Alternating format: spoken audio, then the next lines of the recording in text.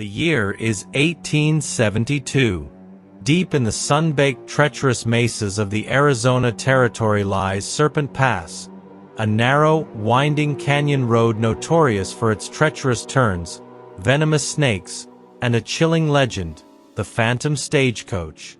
Locals whisper that on moonless nights, especially during a dust storm, an old, dilapidated stagecoach can be seen thundering through the pass, its horses spectral, its passengers unseen, carrying a cargo that curses all who witness it. It always vanishes into a rock formation known as the Serpent's Maw, leaving behind only an unnerving silence. Our story begins with Cassidy "Cass" Thorne, a cynical, sharp-shooting former Pinkerton detective now working as an independent bounty hunter. Cass isn't after bounties this time. She's searching for answers about her younger sister Lila, a tenacious investigative journalist who vanished 3 months ago while pursuing a story about a series of unexplained disappearances along Serpent Pass, all connected to the old stagecoach route. Lila's last known contact was a cryptic telegram about whispers from the maw, and a mention of a peculiar cold spot in the pass. Cass arrives in Rattlesnake Gulch, a dusty, desolate way station clinging precariously to the edge of Serpent Pass. The few inhabitants are hardened, superstitious folk who eye Cass with weary suspicion.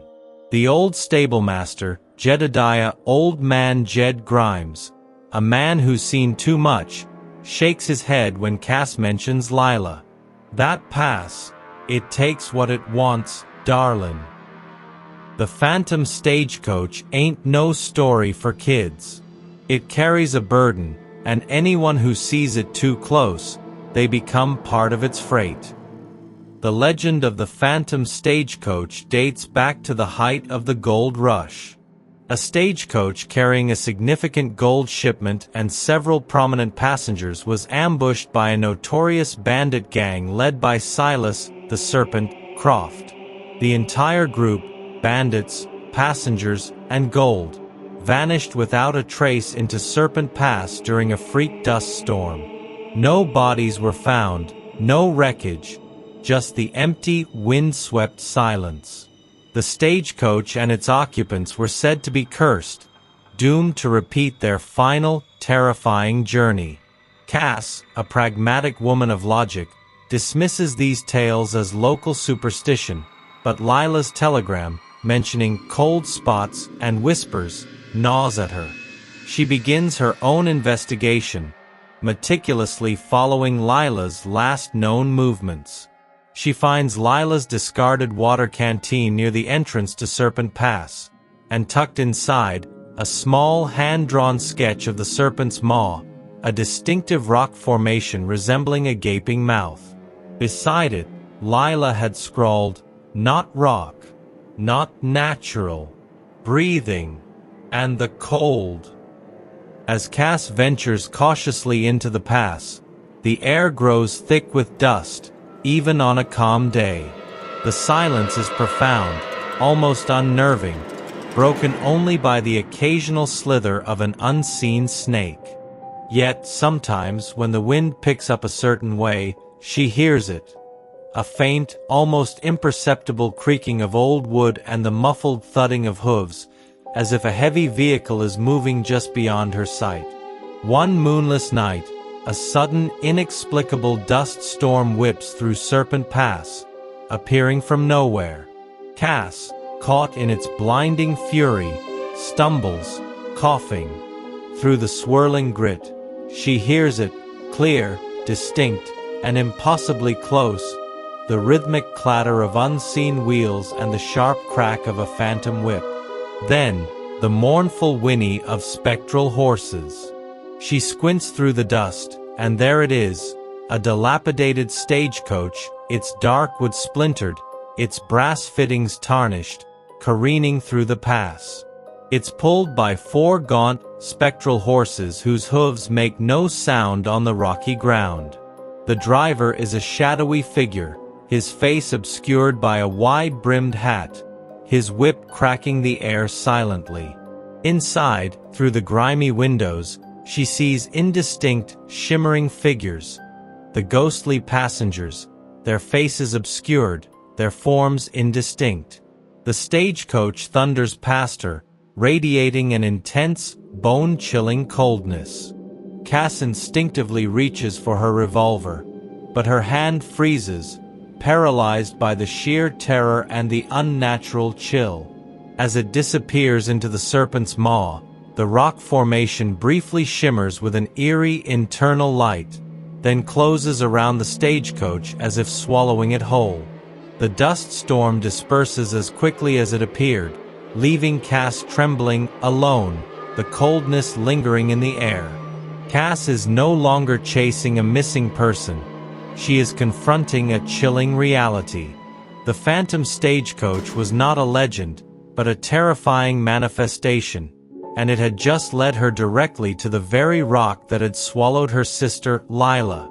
The search for answers had just dragged Cass into the heart of Serpent Pass's haunted secret, and she knew she was now part of its next deadly freight. The chilling encounter with the phantom stagecoach and its spectral passengers left Cass Thorne rattled but resolute. The stagecoach was real, the serpent's maw was its vanishing point, and her sister, Lila, was almost certainly connected to its terrifying secret. Cass knew she needed to find Lila's final, conclusive findings. She returned to Rattlesnake Gulch, her mind reeling. Old Man Jed, seeing the stark terror in her eyes, nodded grimly. The maw. It's not just rock. It's a door. And the coach. It's the key. What did you see, child? Cass recounted the apparition, the cold, the shimmering figures. Jedediah listened, then whispered, "The serpent's maw. Some say it was once a sacred place, a gateway to the underworld for the old ones. The gold and the blood spilled there. It cursed it, made it hungry." Cass then focused on Lila's last known activities.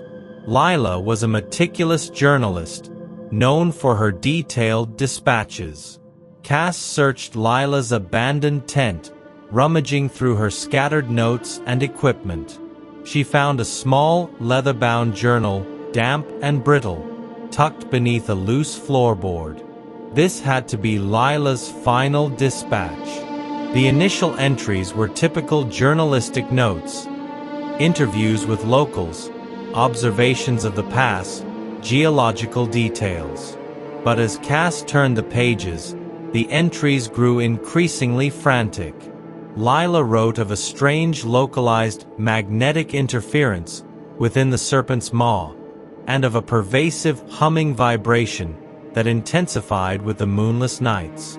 She'd also noted a bizarre, sweet, sickly odor that occasionally wafted from the maw. Then, Lila's entries became chillingly personal. She wrote of hearing whispers carried on the dust-laden wind, not just vague sounds, but distinct fragmented voices. They spoke of the burden, the true cargo, and most terrifyingly, the forgotten passenger. Lila had become convinced the stagecoach wasn't just carrying gold, it was carrying a terrible secret, a hidden truth that condemned it to its endless loop. Her final entries were almost illegible, scrawled in a desperate hand. The maw breathes. It calls to them. The coach. It brings a message. Not of gold. Of truth. The truth of Silas Croft. He didn't just ambush them. He sought something else. Something he knew was aboard. And the cold. It's not the mountains. It's the chill of a soul denied its rest. The forgotten one. He rides with them. He wants out. He wants to speak. And I hear him. I see the cargo. It's not gold. It's a lie. The price for truth is a living memory. The maw wants memory. The page ended with a violent, ink-splattered smudge, as if Lila had been pulled away mid-sentence. Cass dropped the journal, her hands trembling. The forgotten passenger, the maw wants memory. This wasn't just about gold or bandits. Silas Croft, the infamous bandit leader, was a key. He hadn't just ambushed the stagecoach. He had been seeking something specific, something that linked directly to the pass's curse. And Lila, her tenacious sister, had gotten too close, becoming another victim of the Serpent Pass's insatiable hunger for truth, for memory itself. The sweet, sickly odor. Could it be the scent of ancient, decaying secrets? Cass knew she had to go back to the Serpent's maw. It was not just a rock formation. It was the mouth of a hidden truth, a gateway to a terrifying interdimensional prison. The phantom stagecoach was a messenger, and Lila's final dispatch, though incomplete, was the chilling map to the forgotten passenger and the real, hidden cargo that condemned them all to their eternal, terrifying journey. To find Lila, Cass had to uncover the truth of Silas Croft and the terrible secret that the Serpent's maw had so greedily consumed. Lila's fragmented dispatch, speaking of the forgotten passenger and the maw-wanting memory, revealed a terrifying new layer to the phantom stagecoach legend. Silas Croft, the bandit leader, wasn't just a thief. He was a seeker of a specific, hidden truth. To find Lila, Cass knew she had to uncover the identity of this forgotten passenger and the secret they carried. Cass returned to Old Man Jed, sharing Lila's findings. Jedediah, listening to the mention of Silas Croft, frowned deeply. Croft was more than a bandit, true. He was a ruthless man, but some say he had a peculiar interest in certain historical artifacts. Not just gold. There were rumors he was once a scholar, before he turned to the outlaw life, obsessed with forgotten histories of the desert. Jedediah recalled an old, almost forgotten detail about the stagecoach that vanished. There was an extra passenger that day, not on the official manifest. A quiet, unassuming man. He was said to be a historical archivist from the East, carrying a trunk full of old documents and strange artifacts. Nobody knew his name. Just the professor. Cass's blood ran cold. The forgotten passenger. It fit perfectly. The archivist, carrying sensitive documents or artifacts, was the true cargo, the lie that the Serpent's maw craved. Croft hadn't ambushed the stagecoach for its gold, but for this specific man and his secrets. With Jedediah's help, Cass delved into old town records and dusty archives, searching for any mention of a professor or an archivist traveling through the area at that time. It was a long shot, but Lila's instincts had proven unerringly accurate. After days of fruitless searching, in a discarded box of faded newspaper clippings, Cass found it. A small, almost unreadable article detailing the disappearance of a certain Professor Alastair Finch, a respected historian known for his controversial research into ancient pre-Columbian artifacts and forgotten indigenous prophecies of the Southwest. He had vanished without a trace months before the stagecoach incident, but the article mentioned he was last seen heading towards the Arizona Territory, pursuing a lead about a lost civilization and prophetic glyphs. Finch. The name sparked a recognition in Cass's mind. She remembered Lila mentioning Professor Finch's work briefly in one of her earlier letters. How he theorized about certain geological formations acting as energy conduits for ancient spiritual forces. Lila had clearly picked up on this connection, leading her to the true nature of Serpent Pass.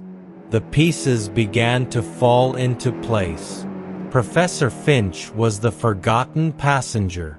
He was carrying not just documents, but perhaps tangible evidence of these prophetic glyphs or ancient spiritual conduits, a truth so profound and dangerous that Silas Croft, in his twisted pursuit of power or knowledge, sought to steal it. The serpent's maw, sensing this hidden truth, this stolen memory or knowledge, had swallowed the entire stagecoach, condemning them all to an eternal loop until the truth Finch carried was revealed. Cass knew she had to return to the serpent's maw, this time not just to witness the phantom coach, but to confront its silent passenger. She brought a recording device, hoping to capture the whispers Lila had heard, and perhaps even Finch's spectral voice, demanding answers.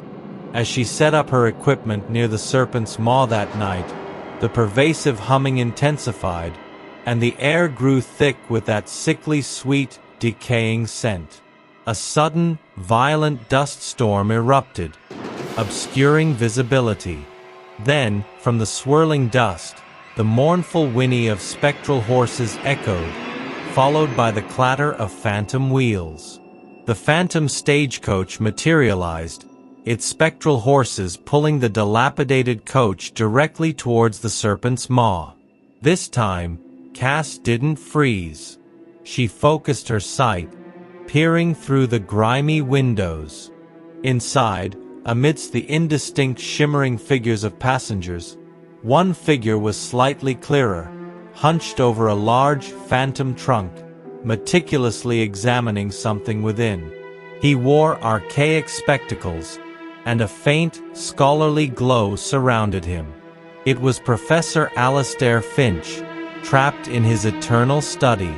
As the coach rumbled past, the whispers intensified, cohering into a chilling chorus. The serpent's eye, the glyph of betrayal, the truth of the land, revealed by the scholar, stolen by the serpent. And then, clearer than ever, from within the stagecoach, a faint, almost melodic, spectral voice echoed, "The prophecy, it demands a witness." The stagecoach vanished into the serpent's maw, leaving Cass alone in the swirling dust, the recording device whirring. She knew now, Professor Finch was not merely a victim. He was the key, and his prophecy was the true cargo. To save Lila, Cass had to become the witness the forgotten passenger sought, and uncover the terrifying truth that bound the phantom stagecoach to its endless, cursed journey. The chilling voice of Professor Alastair Finch, the forgotten passenger, echoing from the phantom stagecoach, confirmed Cass's suspicions. The prophecy was the true cargo, the secret that condemned the stagecoach to its eternal loop. And the serpent's eye glyph, mentioned in the whispers, pointed to a deeper, ancient mystery within the serpent's maw. Cass knew she had to find this glyph and understand its meaning to break the curse and rescue Lila. Cass returned to Old Man Jed, shaken but resolute. She played the faint recording of Finch's spectral voice. "The prophecy, it demands a witness." And the chorus of "The serpent's eye, the glyph of betrayal." Jedediah's eyes widened in fear. The serpent's eye? That's old talk. From the ancient ones. A symbol of their power, but also of their darkest secrets. A warning. Jedediah explained that the local indigenous tribes revered Serpent Pass as a place of immense spiritual power, a conduit to the Earth's ancient energies. The Serpent's Maw was believed to be a dream gate, a place where the veil between worlds was thin. The Serpent's Eye glyph was an ancient symbol, etched into the rock of the Maw by an even older civilization, said to represent a powerful, dormant entity within the Earth, a watcher of the veil, and also to signify an act of profound betrayal against the land itself. "Finch," Jedediah rasped. "He must have been investigating that. And Croft. He didn't just want power. He wanted to control the pass, to control what came through that dream gate. He tried to steal the knowledge of the Watcher, to use it for his own ends." Cass realized the gravity of Finch's prophecy and Croft's ambition. Finch's knowledge of the Serpent's Eye glyph and the Watcher was the hidden truth that the Maw craved, the memory it sought to consume. Croft had stolen this knowledge, attempting to exploit a powerful ancient force, and in doing so, had condemned himself and everyone on the Stagecoach to an eternal haunting. Armed with this new understanding, Cass returned to the Serpent's Maw under the light of a new moon. The magnetic interference Lila had noted was now palpable, causing her compass to spin wildly. The humming vibration intensified, and the air crackled with a strange electrical energy. That sickly sweet, decaying scent was stronger, almost suffocating. She meticulously examined the rock face of the Serpent's Maw, searching for any sign of the Serpent's Eye glyph. The rock itself seemed to pulse with a faint, internal light, an eerie glow that highlighted subtle details. After hours of searching, tucked away within a natural crevice, obscured by centuries of wind and dust, she found it. Etched into the smooth black obsidian of the Maw was a massive, intricate glyph. A stylized serpent's head, its eye a swirling vortex, with smaller, almost imperceptible feathers fanning out from its brow. As Cass touched the glyph, a wave of intense cold washed over her, and the humming became a guttural roar that resonated deep within the rock. Then, from the very center of the Serpent's Eye glyph, a faint, translucent image began to form. It was a spectral replay, a chilling memory etched into the stone itself. She saw Silas Croft, alive and menacing, holding a bound and gagged Professor Finch. Croft was forcing Finch to reveal something, his face contorted in frustrated rage. Finch, though terrified, was resisting, pointing frantically at the glyph. Croft then roughly pressed a small, intricately carved jade artifact, a small, stylized serpent's eye, directly into the center of the large serpent's eye glyph on the Maw. As he did, the ground trembled violently, and a blinding flash of ethereal light erupted from the glyph, followed by the sound of thunder without a storm, and the immediate materialization of the phantom stagecoach, its horses already spectral, its passengers screaming as they were pulled into the Maw. Croft, trying to grab Finch and the jade artifact, was caught in the Maw's embrace, vanishing with them. It was a terrifying vision of the curse's origin. The vision faded, leaving Cass trembling, her hands still on the pulsing glyph. The jade artifact was the key, a tool Croft had used to activate the Dream Gate, and likely the source of the bound spirit that Finch had been studying. It was the material link that had corrupted the sacred site and condemned the stagecoach. As Cass pulled her hand away, a faint, almost imperceptible whisper resonated from the glyph itself, speaking directly into her mind, "The Serpent's Eye. It seeks its counterpart. The balance demands, the truth revealed to a true witness." The glyph was speaking to her, asking her to be the witness, to reveal the whole truth. Cass now understood the horrifying truth. Silas Croft hadn't simply ambushed the stagecoach. He had used Professor Finch and the jade artifact to deliberately open the gateway within the Serpent's Maw, attempting to steal the power of the Watcher of the Veil, or some other ancient force tied to the glyph. In doing so, he had cursed himself, the stagecoach, and everyone on board to an eternal limbo.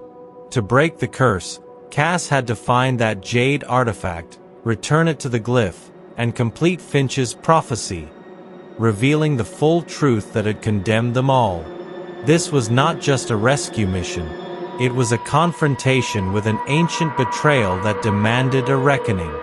The spectral vision within the Serpent's Eye glyph had unveiled the horrifying truth. Silas Croft, driven by his twisted ambition, had used Professor Alistair Finch and a jade artifact to deliberately activate the Dream Gate within the Serpent's Maw, attempting to exploit an ancient power. This jade artifact, the Jade Serpent's Eye, was the key to the curse, and Cass knew she had to find it to free Lila. Cass returned to Old Man Jed, describing the vision and the jade artifact. Jedediah, listening intently, his face grim, recalled another fragment of local lore. The Serpent, Silas Croft. He was rumored to have a hidden lair, deep in the Badlands. A place he'd go to plan his raids, and where he kept his most prized possessions. They called it Croft's Crag. Jedediah explained that Croft, despite his ruthlessness, was a superstitious man. He believed in the power of artifacts and ancient magics, often collecting them from plundered sites. It was plausible he would keep such a powerful item as the Jade Serpent's Eye close, but hidden, even from his own men. The crag, Jedediah mused, it's marked by a strange, double-peaked rock formation, shaped like a serpent's fangs. Locals avoid it. Too many shadows. Too many bad memories. Cass knew the treacherous reputation of Croft's Crag. It was a labyrinth of canyons and caves, a perfect hideout for an outlaw. But it was also likely the final resting place of the Jade Serpent's Eye. She consulted old maps and Jedediah's rough sketches, charting a perilous course. As she prepared for the journey, a chilling thought struck her. If Croft had activated the Serpent's Eye glyph, and the jade artifact was the key, then the object itself must be imbued with the same ancient power, perhaps even carrying a fragment of the Watcher of the Veil or the corrupted energy of the Maw. It wouldn't be just a simple retrieval. The journey to Croft's Crag was arduous. The landscape was desolate, the sun beating down mercilessly, casting long, menacing shadows. The air was heavy, filled with the pervasive sickly sweet scent that Cass now associated with the cursed energies of Serpent Pass. As she approached the Serpent's Fangs formations, the familiar magnetic interference grew stronger, causing her compass to spin erratically. The rocks themselves seemed to hum with a low, almost predatory vibration. She felt an increasing sense of unease, a feeling of being watched by unseen eyes. She found Croft's hidden lair, a deep, winding cave system within the crag. The entrance was cleverly concealed by loose rock and thorny brush. Inside, the air was stale and heavy, filled with the dust of decades. Scattered around were the remains of a bandit camp, rusted tin cans, faded playing cards, and spent bullet casings. Cass meticulously searched the lair, her senses heightened. She knew Croft would have hidden something so valuable well. She ran her hands along the rough cave walls, feeling for any anomalies. Then, in a small, concealed alcove, hidden behind a loose rock, she found it. Resting on a crudely carved stone pedestal was the Jade Serpent's Eye. It was a small, exquisitely carved jade artifact, shaped like a serpent's eye, its surface unnaturally smooth and cool to the touch. It pulsed with a faint, dark luminescence, almost as if breathing. As Cass reached for it, she felt an intense wave of psychic energy wash over her, a torrent of images. Silas Croft's ruthless ambition, his twisted plans, his desperate attempt to control the ancient power of the Maw. She felt the chill of the Watcher of the Veil, a dormant, immense power that had been briefly awakened, then corrupted. Just as her fingers brushed the jade, the air in the cave grew thick with a chilling cold, and a low, guttural growl echoed from the depths of the crag. A shadowy, spectral figure began to coalesce from the darkest corners of the cave, its form indistinct but menacing, radiating pure malevolence. It was Silas the Serpent, Croft, bound to his cursed lair, a spectral guardian of his ill-gotten gains. "You found it, little Pinkerton," Croft's spectral voice hissed, reverberating in Cass's mind. "But it is mine. The power belongs to me. The maw opened for me. And you will join the forgotten cargo." Croft lunged, his spectral form reaching out with shadowy hands, intending to drag Cass into the same limbo that held Lila. Cass knew she was in grave danger. She had found the Jade Serpent's eye, but its guardian, Silas Croft, was not about to release his grasp on the cursed artifact or the secrets of the Phantom Stagecoach without a deadly fight. The final confrontation for the fate of Lila and the truth of the past was about to unfold, deep within the Serpent's fangs. The shadowy, spectral form of Silas, the Serpent, Croft lunged at Cass, his eyes glowing with malevolent intent, his voice a chilling hiss in her mind. He was the spectral guardian of the Jade Serpent's eye, and he would not relinquish the artifact that defined his cursed existence. Cass knew this was Croft's last stand, a desperate battle for the fate of Lila and the truth of the Phantom Stagecoach. Cass, quick on her feet and trained in hand-to-hand combat, dodged Croft's spectral grasp. She instinctively held up the Jade Serpent's eye, its dark luminescence pulsing. As she did, Croft's form flickered, a pained snarl twisting his spectral features. The artifact, a piece of his curse, also seemed to be his weakness. "You cannot wield it," Croft shrieked, his voice laced with venom. "It binds me. It is the eye of my power. Without it, I am nothing." Cass realized the truth. The Jade Serpent's eye was not just the key to opening the Dream Gate. It was the very source of Croft's spectral existence, tethering him to the mortal realm and his stolen power.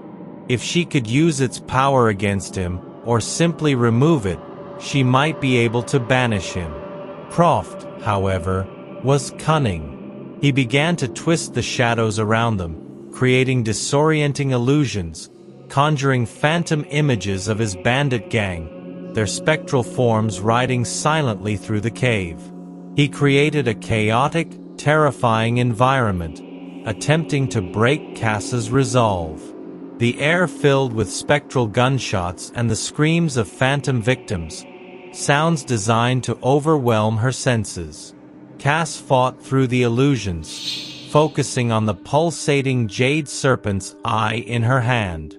She remembered Finch's notes, the Watcher of the Veil, and the idea of true witnesses. She had to activate the artifact, to use its power to reveal the truth, not just for herself, but for the entire cursed pass. She found a flat, smooth section of the cave floor. With a surge of desperate resolve, she pressed the Jade Serpent's eye firmly against the rock, just as Croft had done at the Serpent's maw. As she did, the artifact pulsed violently, emitting a wave of raw, psychic energy. The cave filled with a blinding, emerald-green light, emanating from the jade. This was the true, uncorrupted power of the Watcher of the Veil, activated not by greed, but by a desperate need for truth. The light cut through Croft's shadowy illusions, banishing the phantom bandits, revealing the cold, hard rock of the cave walls. Croft roared, a sound of agony and fury. The emerald light seemed to burn his spectral form, causing him to recoil. He was trapped, unable to withstand the pure energy of the artifact he had corrupted. Cass, inspired, didn't just hold the artifact. She spoke, her voice clear and strong, echoing through the now silent cave, directly confronting Croft. "You stole the truth, Croft. You tried to wield a power you didn't understand. The maw wants memory, and your memory is betrayal." As she spoke, the emerald light pulsed again, and from within the jade serpent's eye, a distinct melodious chime echoed, resonating through the cave. It was a pure, resonant sound, like ancient bells made of crystal. This was the true, uncorrupted sound of the Watcher of the Veil, a counterforce to the corrupted phantom Stagecoach. Croft screamed, a horrifying, drawn-out wail. His spectral form began to distort, to stretch and tear, as if being pulled apart by an unseen force. He shrieked a final, desperate plea. "No, not the truth, not the light. I am the Serpent. I am eternal." But his words faded, his form flickering violently. Then, with a final blinding flash of emerald light, Silas, the Serpent, Croft's spectral form disintegrated into dust, scattering into the air and vanishing completely. He was gone, his curse broken, his hold on the jade serpent's eye shattered, his malevolent presence finally purged from Croft's crag. The cave, once filled with menace, now held a profound, peaceful stillness, broken only by the gentle hum of the jade serpent's eye in Cass's hand. Cass stood trembling, physically and emotionally drained. She had faced the notorious Silas Croft and won. The jade serpent's eye now pulsed with a soft, benevolent glow, its emerald light casting a gentle aura. She knew she had gained a powerful ally, a spiritual key to the ancient forces of Serpent Pass. The stage was set for the final confrontation at the Serpent's Maw, to use this newfound power to free Lila and the forgotten passenger, finally ending the curse of the phantom Stagecoach. With Silas Croft banished, the jade serpent's eye pulsed gently in Cass's hand, its emerald light radiating a profound benevolent energy. It was no longer an artifact of corruption, but a key to an ancient power. Cass knew it was time to return to the Serpent's Maw and use the jade serpent's eye to unveil the true cargo, release the forgotten passenger, and finally free Lila and the phantom Stagecoach from their eternal curse. Cass made her way back to Serpent Pass, the jade serpent's eye warming her hand. The oppressive, sickly sweet scent was gone, replaced by the clean, crisp smell of desert air. The magnetic interference around the Serpent's Maw was still present, but now felt less chaotic, almost like a controlled energy field. The low humming vibration was still there, but it resonated with a pure, resonant quality, no longer menacing. As she approached the Serpent's Maw, the massive rock formation, which had once seemed to breathe with menace, now appeared almost majestic, its features softened by the gentle emerald glow emanating from the jade serpent's eye. The ancient serpent's eye glyph etched into its surface, which had been so dark and ominous, now pulsed faintly with a warm, inviting light. Cass stood before the maw, the jade serpent's eye held aloft. She remembered Finch's prophecy, the prophecy, it demands a witness. She was that witness. She placed the jade serpent's eye directly into the center of the large serpent's eye glyph, fitting perfectly into the swirling vortex that formed its pupil. As the artifact clicked into place, the entire rock formation of the Serpent's Maw began to glow intensely with a brilliant, swirling vortex of emerald and silver light. The humming escalated into a harmonious, resonant choir of crystal chimes, echoing through the entire pass, vibrating through Cass's very bones. It was the full, uncorrupted song of the Watcher of the Veil, the power of the ancient entity finally unveiled. Then, the solid rock of the Serpent's Maw began to shimmer and dissolve, not crumbling, but phasing out of physical reality, like a mirage in the desert heat. It was revealing something within. Through the shimmering, dissolving rock, Cass saw it, a vast, ethereal chamber. And within the chamber, perfectly preserved, suspended in a shimmering, temporal distortion, was the phantom stagecoach. But it was no longer dilapidated. It was pristine, gleaming, as if frozen in the moment before its curse.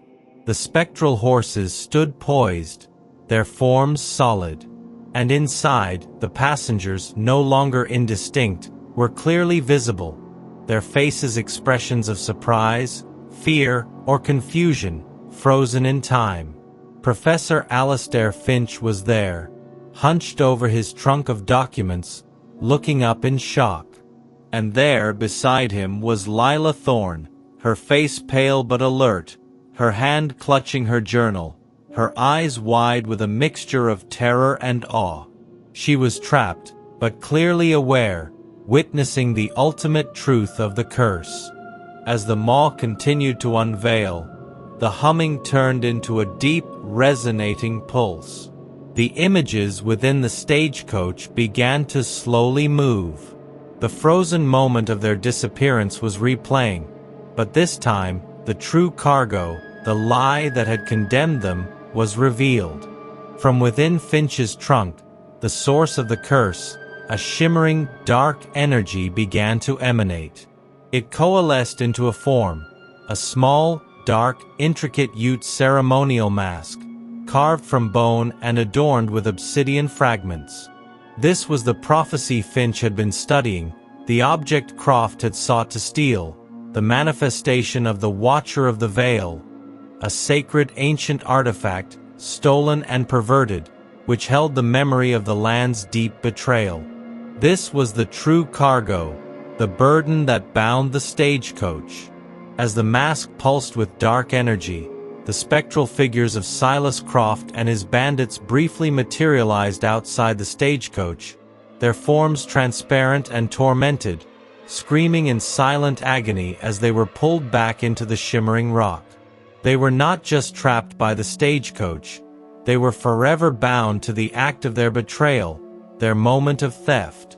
The chimes from the jade serpent's eye intensified, creating a counter-resonance, a cleansing wave of energy.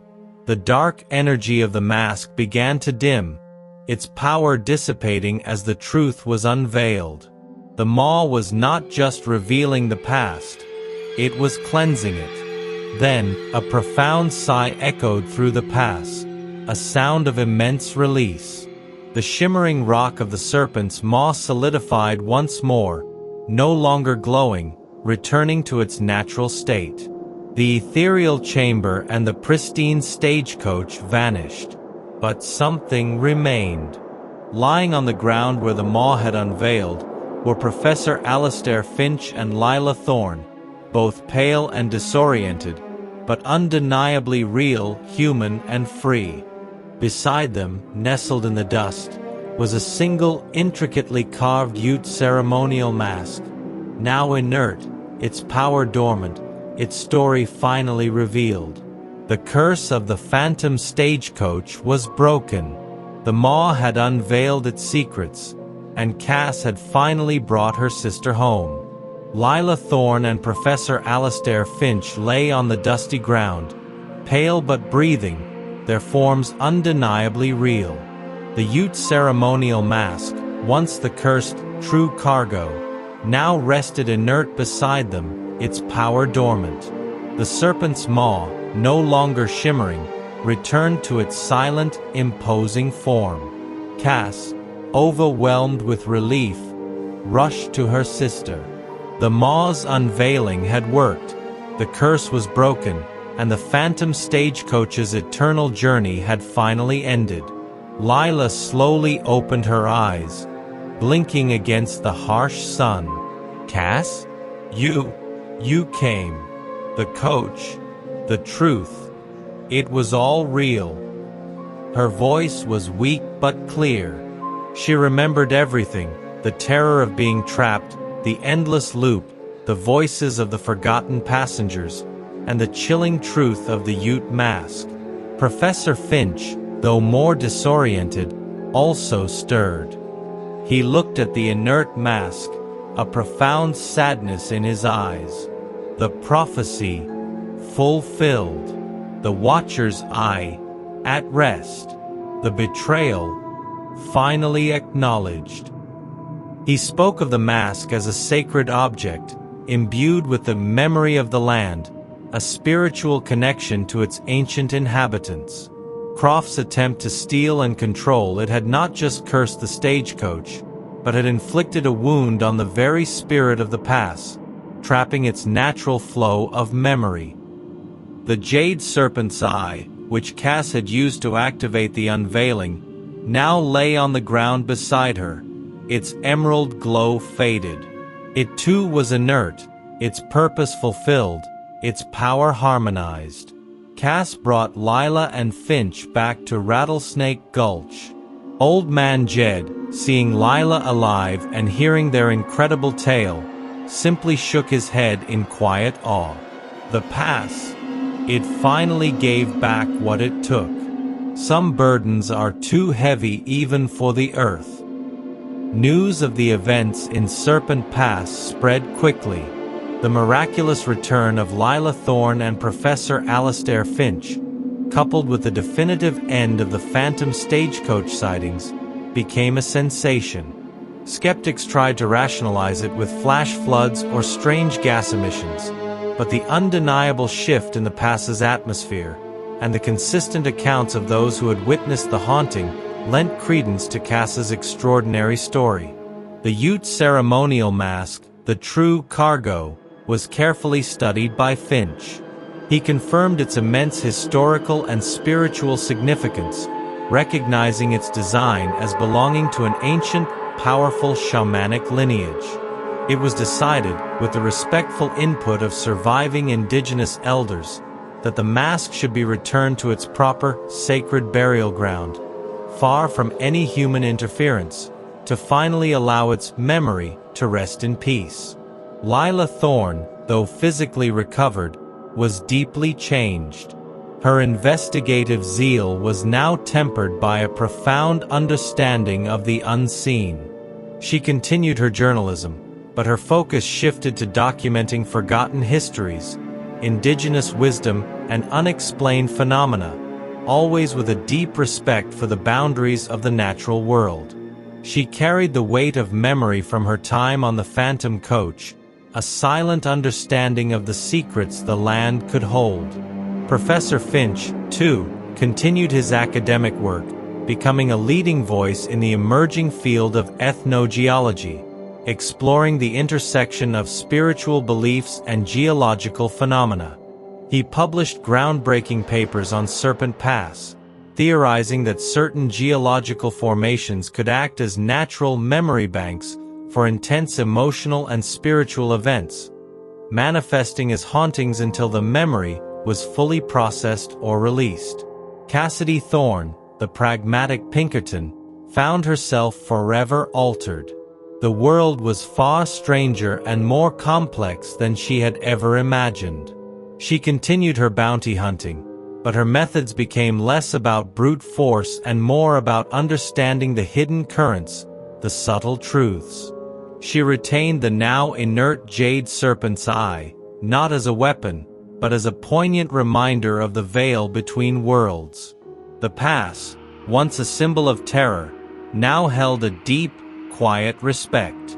The curse was broken, the burden released, but the weight of the collective memory of Serpent Pass, and the knowledge of its profound secrets, would forever rest heavily on those who had witnessed its unveiling. Years turned into decades. Rattlesnake Gulch, like many frontier settlements, withered and faded into the vast, unforgiving desert. The old stagecoach route through Serpent Pass became overgrown, reclaimed by mesquite and rock. The chilling tales of the phantom stagecoach slowly receded into the realm of folklore, a distant echo of a terrifying past. Yet, the pass itself, now free of its curse, began to reveal a different kind of power, a profound, almost benevolent embrace. Mateo Reyes' previous theories about spiritual geology from the phantom bells of Copper Canyon found an unexpected champion in Professor Alastair Finch, who, after his own ordeal, wholeheartedly embraced the concept. Finch became a vocal advocate for the preservation of sacred lands, arguing that certain geological formations were not just inert rock, but living entities capable of holding profound spiritual and historical memory. He believed Serpent Pass, now cleansed, had reverted to its true, ancient purpose as a natural conduit for the wisdom of the land. Lila Thorne continued her work as an investigative journalist, her focus sharp and her insights profound. Her articles on Serpent Pass and the recovered Ute mask brought attention to the forgotten histories of indigenous cultures, emphasizing their deep connection to the land and their ancient understanding of its spiritual properties. She became a bridge between the scientific world and the spiritual, forever carrying the weight of memory from her time in the Stagecoach, a constant reminder of the unseen truths. Cassidy Thorne, ever the pragmatic one, eventually settled into a quieter life, opening a small, remote trading post near what was once Rattlesnake Gulch. She became a silent guardian of the pass, a watchful presence, ensuring that no new threats or exploitations disturbed its newly found tranquility. She often visited the Serpent's maw, which now radiated a calm, almost welcoming energy. The low hum, once menacing, was now a soft, continuous drone, like a deep, gentle breath of the earth. Travelers who ventured through Serpent Pass in these later years, unaware of its chilling history, often reported an overwhelming sense of peace and serenity. They spoke of an inexplicable feeling of being watched over, not by menace, but by an ancient, benevolent presence. Some claimed to feel a subtle, calming vibration in the air, or to see fleeting, shimmering heat hazes that resembled ancient, dancing spirits, rather than phantom apparitions. This was the Serpent's embrace, a protective aura emanating from the cleansed land.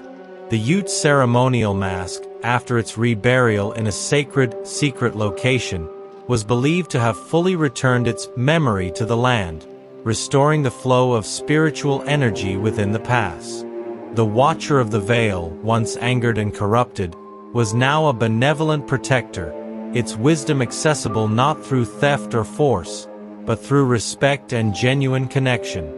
The story of the Phantom Stagecoach became a powerful lesson, not just about a haunting, but about the profound relationship between humanity and the natural world.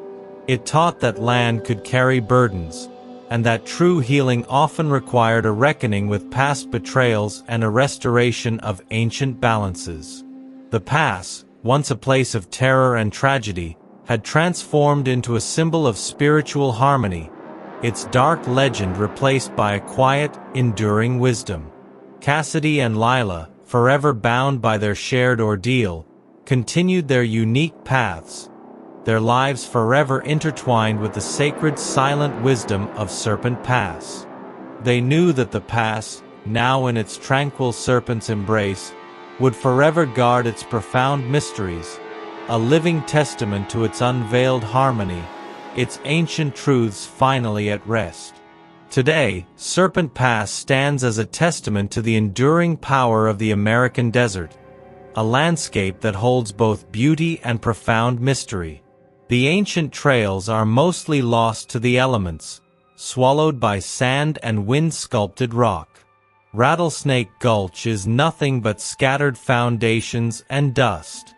Yet, the spirit of the pass endures, not through fear, but through a deep, quiet sentinel of ancient wisdom.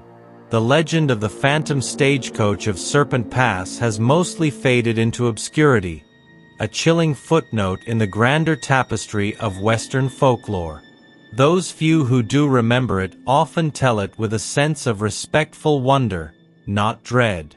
The modern world has largely moved on, unaware of the profound spiritual reckoning that once occurred in this remote canyon. However, for those who venture into its depths, Serpent Pass still holds subtle, undeniable qualities. Hikers and a handful of intrepid geologists report an unusual sense of serenity in the air, a feeling of deep peace that contrasts sharply with the harsh environment. They note inexplicable moments of profound stillness, where the wind dies completely, and the hum of the earth itself becomes almost audible, a low, comforting vibration. The serpent's maw, once a symbol of dread and a gateway to a cursed limbo, is now merely a striking rock formation. Yet, some sensitive individuals claim to feel a subtle, warm pulse emanating from its core, a sensation of ancient energy at rest. The faint, sweet, sickly odor associated with the old curse is entirely gone, replaced by the clean, dry scent of creosote and desert bloom. The Ute ceremonial mask remains buried in its secret, sacred location, its memory fully returned to the land. The jade serpent's eye, once a tool of corruption and then of salvation, has likely been returned to the earth by Cass or Lila, its physical form dissolving back into the elements from which it came. Its spiritual power, the Watcher of the Veil, now rests as a benevolent guardian, its wisdom accessible not through forced activation, but through respectful introspection. The legacy of Cass and Lila Thorne, along with Professor Alastair Finch and Old Man Jed, is quietly woven into the fabric of the pass. They represent the rare individuals who understood that the land itself possesses a consciousness, a memory, and a capacity for justice. Their story serves as a timeless reminder that certain places hold profound spiritual significance, and that disturbing their ancient balance can unleash terrifying consequences.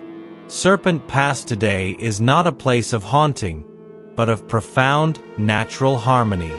It stands as a quiet sentinel, a silent guardian of ancient truths, its immense history now etched not in ghostly apparitions, but in the enduring peace of its red rock canyons, forever echoing the tale of a curse broken and a balance beautifully, finally, restored.